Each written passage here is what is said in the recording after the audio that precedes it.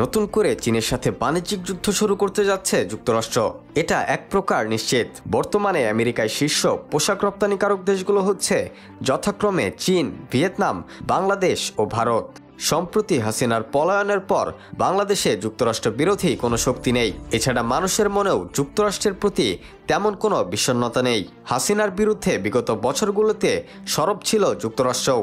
5 আগস্টের পর বাংলাদেশকে আর্থিক ও সংস্কার বিষয়ক বিভিন্ন সহযোগিতা দিয়ে আসছে যুক্তরাষ্ট্র।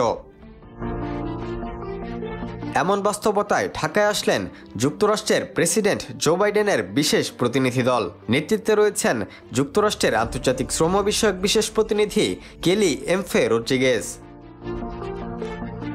বাংলাদেশে টেকসই অর্থনীতি, স্থিতিশীলতা প্রবৃদ্ধির পাশাপাশি অর্থবহ ও মানসম্পন্ন চাকরির ক্ষেত্রে সহযোগিতার লক্ষ্যে 4 দিনের সরকারি সফরে এসেছেন তারা। জানা গেছে প্রতিনিধি দলটি অন্তর্বর্তী সরকারের কর্মকর্তা, বেসরকারি খাতের গার্মেন্টস উৎপাদক এবং শ্রমিক ইউনিয়ন স্টেক হোল্ডারদের সাথে দেখা করবে।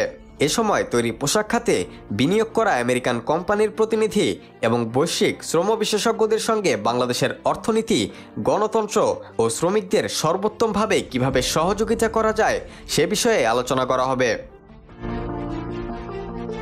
মার্কিন প্রতিনিধি দলের এ সফর যুক্তরাষ্ট্র বাংলাদেশ সম্পর্ককে আরও এক ধাপ এগিয়ে নিয়ে যাবে বলে মনে করছেন বিশ্লেষকরা।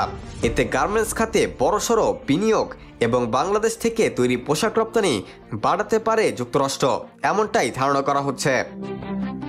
Rakibul Hasan, D news, Bangladesh.